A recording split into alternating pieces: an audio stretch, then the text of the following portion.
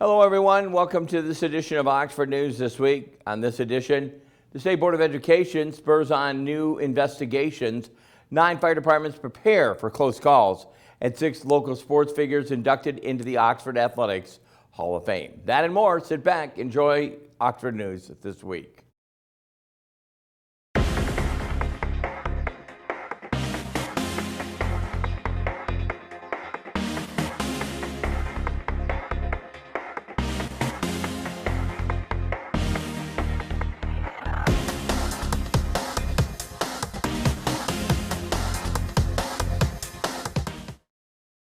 Back with you on Oxford News This Week, and a transition to the new threat assessment program and decrease in the projected 5-year budget deficit were among the topics on table for the Oxford Community School Board of Education meeting on the 28th of May.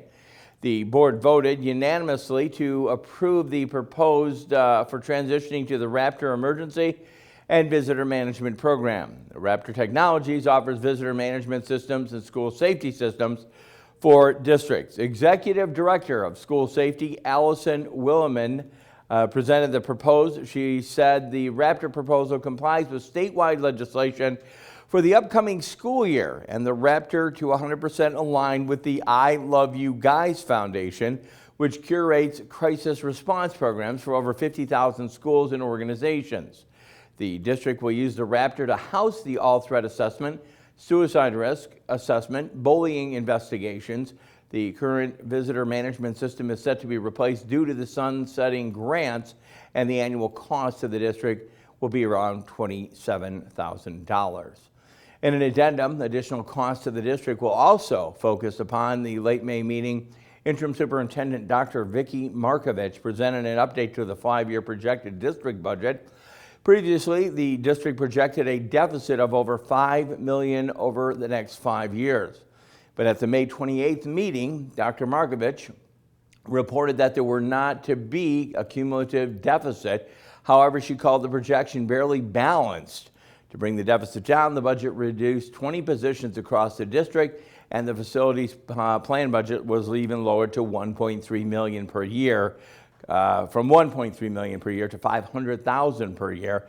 Dr. Markovich said the facilities plan was barely enough and might not be able to handle the routine maintenance or emergencies that may come up. The district's current deficit due to a one-time grants received following the COVID-19 pandemic and the tragedy of 2021. Markovich said using a one-time money on the ongoing expenses was a contributing factor. The excess in the budget over the next 5 years is projected to be actually nearly $331,000. Oxford's Downtown Development Authority has among the many communities, businesses, and volunteers honored at the Main Street Oakland County celebration that was on Thursday the 6th of June. More than 200 people visited the Roxy Rochester to celebrate efforts to preserve and revitalize historic downtowns and commercial corridors. This year, the event theme was Main Street. Looking back, moving forward, Oxford was nominated for several awards. At the end of the evening, the DDA earned a Small Business Retention and Attraction Award for revamped initiatives and programs. The judging panel consisted of experts in historic preservation, economic development. Downtown Farmington was also awarded a top prize of the evening with a prestigious Spirit of Main Street honor. Oxford's award brought the village to $600 cash award from the Main Street Oakland County. Congratulations to our DDA, doing great work.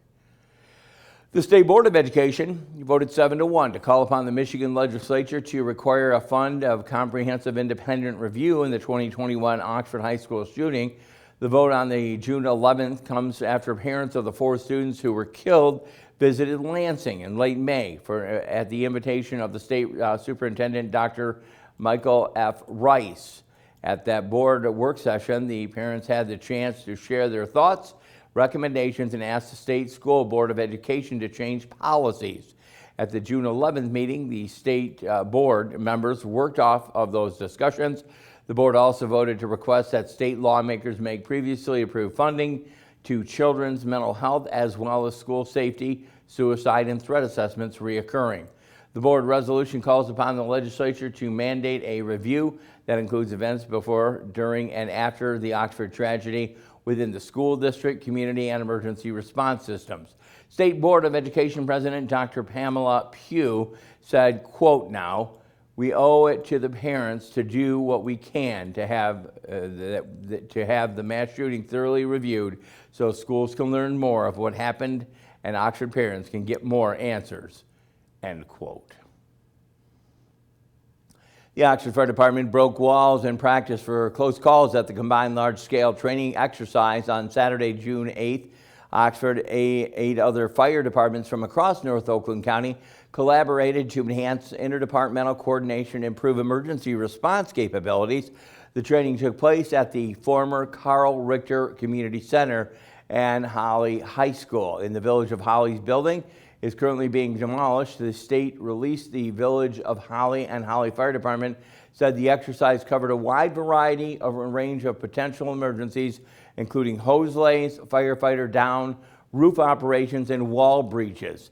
The Michigan Task Force One team assisted with the search and rescue training. The practice has combined advanced firefighting technologies and specialized equipment with a method for evaluating current protocols and ensuring that all departments are aligned with the best practices in emergency response.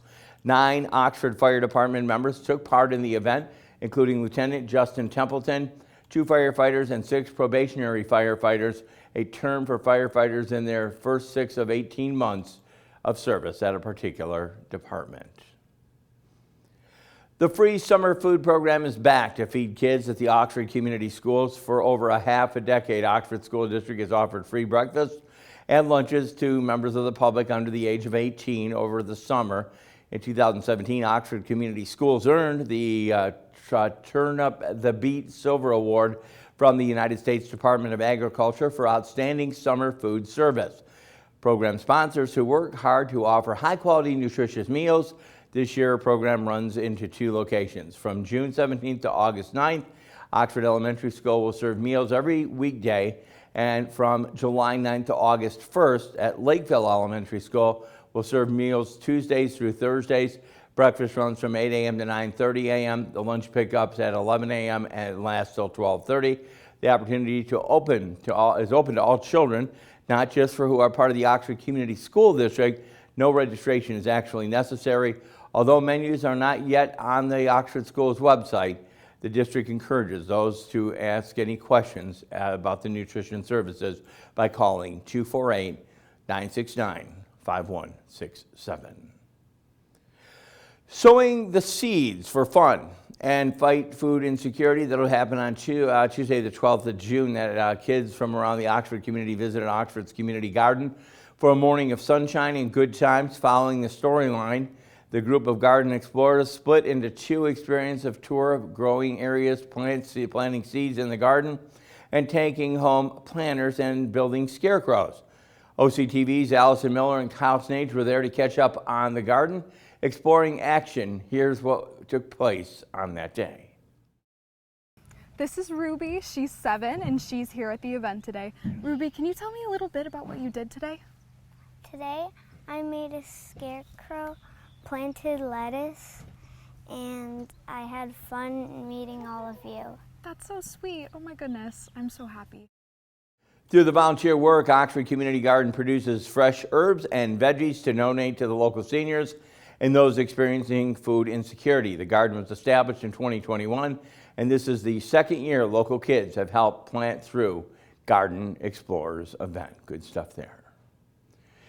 The Oakland County Commission to Address Gun Violence recently unveiled the All of Us Foundation to continue the effort by building the Commission's findings and launching public education and prevention initiatives. Oakland County Prosecutor Karen McDonald established the Commission shortly after the Oxford tragedy. The Commission aims to engage a cross-cutting group of experts to examine data at 5 key areas of crisis identity. The Common Commission to Address the Gun Violence is set to issue its report this month. Using that information, all the U.S. Foundation aims to direct individuals to concrete tools and resources they need to stop gun violence. McDonald says the lesson she learned from the Oxford, quoting her now, we owe people, we've been waiting for to end the quote, All of Us Foundation website currently includes the protocol for action and best practices and says that the information is only a start. Oakland County honored Juneteenth 1 week earlier at the Oakland County Celebrating Juneteenth event. Juneteenth is also known as Freedom Day, was formally recognized as a federal holiday in 2021, celebrating June 19th, the holiday that marks the anniversary of when Major General Gordon Granger traveled to Texas, the last state under Confederate control, and was not enforcing the Emancipation Proclamation, to officially declare the end of slavery in 1865. Juneteenth has been unofficially observed in communities across the county for 158 years, since the celebrations of the freedom and liberation of the list of enslaved people in the United States. At the end of the June 12th, the flag-raising ceremony and 8 county speakers honored the history of the holiday. The celebration was also included food trucks, giveaways, entertainment, and education on the importance of Juneteenth. Although the county event is officially over, dozens of other events are being hosted and around Oakland County this week. To view a full list of the events happening, go to the blog, the Oakland County blog, and you can find out more there. And in our separate segment, we like to call this Behind the Lens. And Behind the Lens this week, out for summer, these snapshots from the Oxford Elementary show the excitement and a little bit of bittersweet goodbyes a student can ask for. Have a safe and wonderful summer to all our Wildcats. We'll see you in the fall. And with that, our last story coming up, hot diggity dog. Did you know? Dave Kenny will have Auto Talk and Science in the News. I'll have a brief look at sports, and we'll close out the news. This is another edition of Oxford News This Week.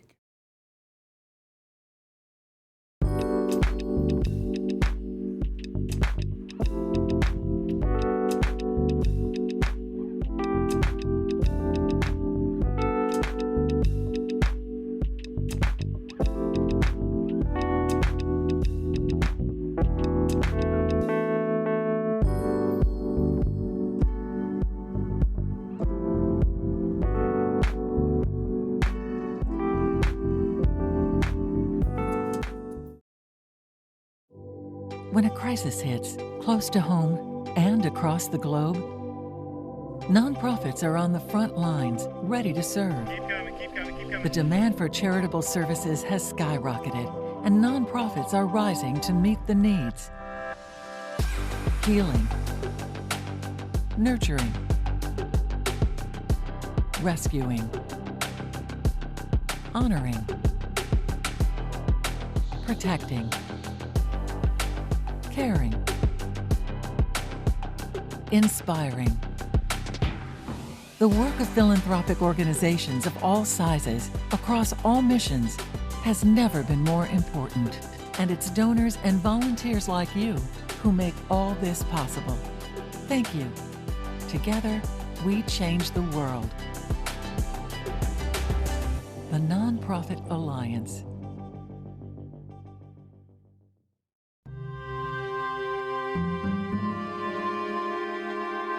Military families often sacrifice precious time away from loved ones while serving our country. And for those with children, the separation can be especially difficult. We were worried that with him leaving, that she would lose those connections with her dad. Some of life's best moments happen between parents, children, and the pages of a good book. United Through Reading provides that connection. You can watch your mom or dad read a book to you, and it almost feels like they're really there. We ensure they remain a consistent, meaningful part of their children's lives, no matter the distance. Just seeing Jacob recognize Daddy again after a long time just melted my heart. And now, as we're facing greater isolation from our loved ones, United Through Reading is also available to veterans. Learn more about United Through Reading and download our free secure app at unitedthroughreading.org. Welcome to this edition of Auto Talk. I'm Dave Kenny, and these stories are taken from Automotive News, and they're all recalls. Stellantis is recalling around 211,500 vehicles for a software malfunction in the anti-lock braking systems that could disable the electronic stability control system. The recall covers certain 2022 Dodge Durangos, Ram 2500, and 3500 vehicles. Driving with a disabled electronic stability control system can increase the risk of a crash, NHTSA said in its recall documents. The top U.S. auto safety regulator requires electronic stability control systems to be operational during all phases of driving, including acceleration, coasting, and deceleration. ZF Group is the parts supplier, the agency said. Dealers will update vehicles' anti-lock braking system software as a remedy. Stellantis is not aware of any crashes or injuries related to the defect, a spokesman said. Owner notification letters will be sent out on July 26th. And over at Kia America said it is recalling over 462,800 Kia Telluride large crossovers in the U.S. due to a fire risk from overheated power seat motors. External impacts to the front seat side cover or slide knob can cause the power seat switch cover to come loose. This can misalign the seat motor, causing it to run continuously and potentially overheat, increasing risks of fire whether the car is driving or parked. The recall covers 2020 to 2024 models according to the June 7th recall notice. There are no known reports of injuries or deaths related to the defect, but the automakers has reported 1 under-seat fire and 6 reports of the seat motor melting, including some with smoke in the compartment or complaints of burning smells. Vehicle owners are instructed to park their vehicles outdoors away from other vehicles or structures until the recall repair is performed. Owners should pay attention to the seat slide knob sticking or burning or melting smell and smoke from underneath the seat. Kia dealers will install a bracket to reinforce the power seat switch back covers and replace the seat slide knobs with improved ones. The reinforcement will mitigate the damage and dislodgement of the seat motor control switch from the external impact force. Tellurides manufactured beginning on May 30th are equipped with a reinforced power seat switch mechanism to mitigate the problem. Owners can expect to be notified by first-class mail. And over at Honda Motor Company is recalling nearly 115,000 Fit and HR-V vehicles because of an issue with rear-view camera image not displaying when the car is started. The recall covers 2018 to 20 Honda Fit and 2019 to 22 Honda HR-V vehicles. There have been no reports of injuries or deaths related to the issue. The power circuit in the display audio unit of the vehicles was faultily designed, NHTSA said. When an impacted vehicle is started with an ignition key, the cranking may cause the battery state of charge to drop. This then prevents the display image from booting up, and a lack of rear-view camera image may result in limited vision for drivers, which could lead to crash or injury. Affected vehicles can be fixed using updated software that will reprogram the display unit with the proper boot-up procedure. Registered owners can take their vehicle to an authorized Honda dealership for software repair. Owner notification letters are expected to be sent out prior to July 8th, and these vehicles were previously recalled in February of 2023. The initial software update used to remedy the issue was insufficient, and vehicles continued to experience issues with their rear camera image. Well, that's it for this edition of Auto Talk. I'm Dave Kenny. Stay tuned to Oxford Community Television.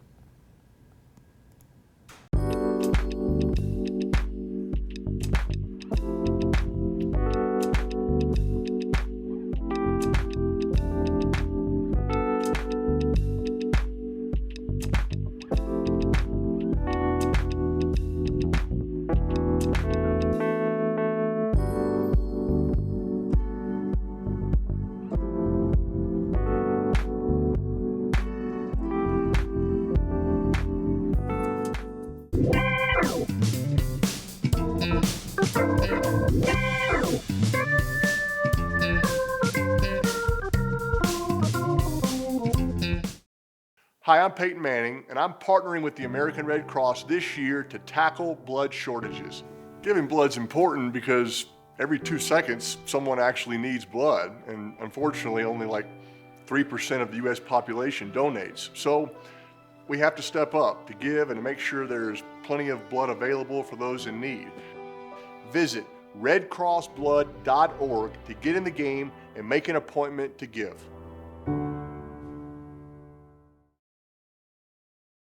Back with you on Oxford News this week in our look at sports. Although the spring sports session has actually come to a close, there's still sports to spare in the Oxford community. 6 new faces joining the Oxford Athletics Hall of Fame as members of the inductee class of 2024. These individuals have made a lasting impact on Oxford athletics program during their time in Oxford, whether as a student athlete, coach, or special contributor. The first inductee to the Oxford freshman football team, Jeff Bull, who reached his 29th year of coaching football in Oxford in 2023. The second coach nominee is J.R. Laffner, member of the Michigan High School Interscholastic Bowling Association Hall of Fame, who launched Oxford's bowling programs in 2005. The student athletes include Carl Reeves, who capped off his high school football career with a victory at the state level. Kyle Raleigh, a Wildcat quarterback and safety who learned first team All-State recognition from the Detroit Free Press. And Matt Green, a soccer player who smashed them, scoring records well over 100 goals. The final inductee, Ron Calso, longtime announcer for soccer, basketball, and other athletic events. The group will officially be inducted to the Hall of Fame on Friday, September 20th, during the special ceremony at the Oxford versus Lake Orion varsity football game. We congratulate those inductees, always a special time. Coming up, Dave Getty has one more segment. I have a last story that you're going to want to probably stay tuned for. The last story, we're calling it Hot Diggity Dog. Did you know? That's all coming up. You're watching Oxford News This Week.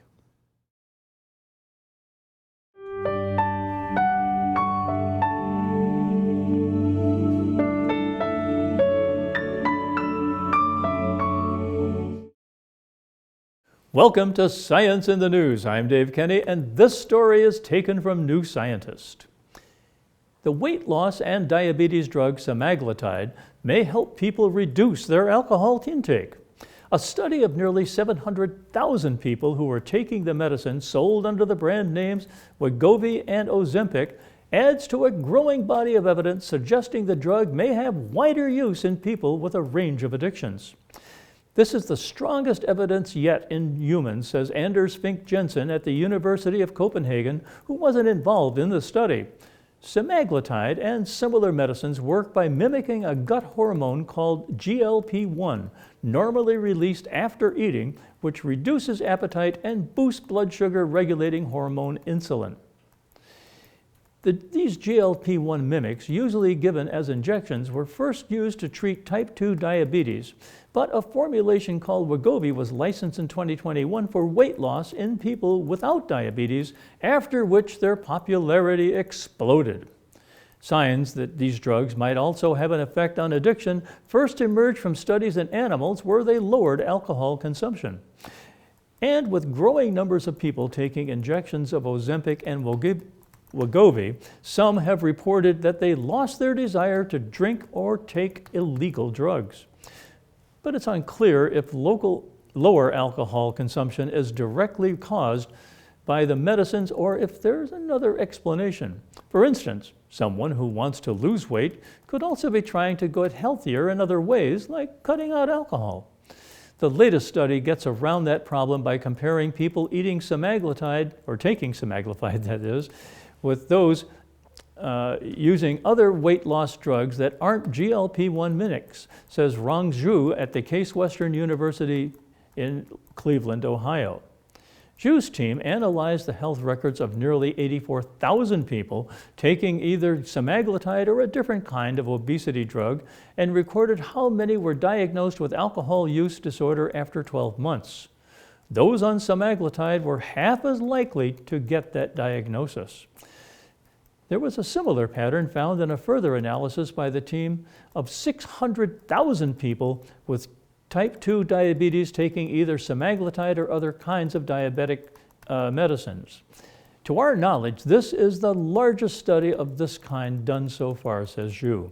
This is a strong indication this medication may be beneficial for both preventing and treating alcohol use disorders. Zhu's team has also used a similar method to show that the semaglutide class of medicines may reduce the risk of getting addicted to cannabis.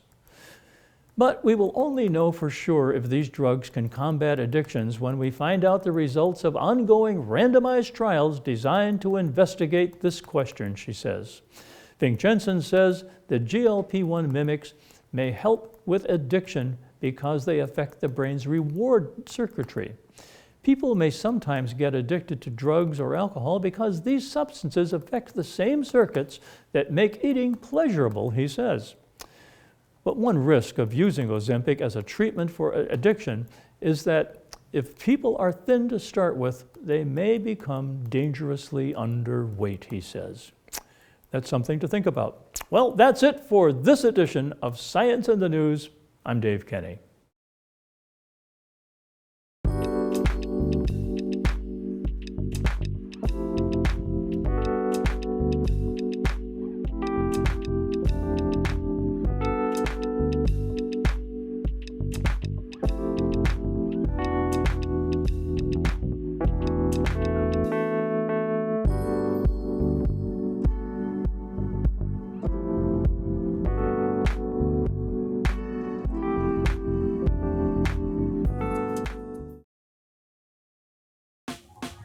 Last week, Brandon met a girl on a dating app. One day after work, he finally found the courage to ask her out. No answer. He started to panic. Was he being too pushy? Maybe it was too Hey, sorry I didn't respond. I was driving. I would love to go on a date. How does tonight sound? Brandon tried to play it cool, but inside he knew. A girl so smart, so responsible. She must be a keeper.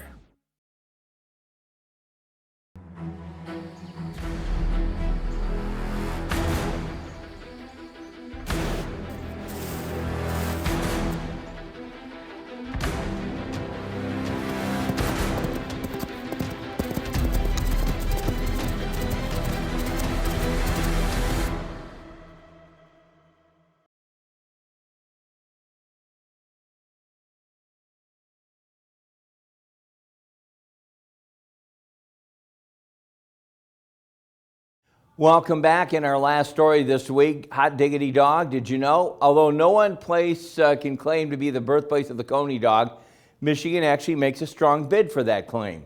An estimated 500 diners in the Metro Detroit area alone serve Coney dogs, or hot dogs smothered in chili, mustard, and onions. The Coney dog was first spread across the eastern states by Greek and Macedonian immigrants in the 1900s and 1910s. The Coney dog, the origin can be traced to the corner of West Lafayette Boulevard and Michigan Avenue in Detroit, where Lafayette Coney Island and American Coney Island have carried on sibling rivalry for the past 80 years. Each restaurant boasts its open first to serve dogs to auto workers. Now that is the sizzling history of the Coney dog in Detroit. And with that, we close out this edition of Oxford News this week. We don't know what Terry's listening to. Again, I didn't really get a chance, but we will find out what she's listening to in the car on our little segment called Terry's Listening to This in the Car. I know, original, right? OCTV can be viewed on Spectrum Charter Channel 191, Channel 99 on the ATT UVerse system. Check us out on YouTube, Facebook, Rumble, and Roku, as well as if you have a show idea, we'd like to volunteer for our TV station, contact OCTV, give our office a call, 248-628-9658. Ask for Dave or Terry. Special thank you going out to producer and director Kyle Snage, our videographers out there who do a lot of great video work, news writer extraordinaire back from school, Allison Miller, editor Kyle Snage, our programmer Connie Miller, program coordinator Dan Zweiss, for everybody, and our station manager Terry Stiles, who will be back in the anchor chair shortly. For everyone here at OCTV, I'm Jim Hughes, hoping you have a safe week. I invite you back next time. And again, we will take a look at Oxford News this week. Have a great week, everyone.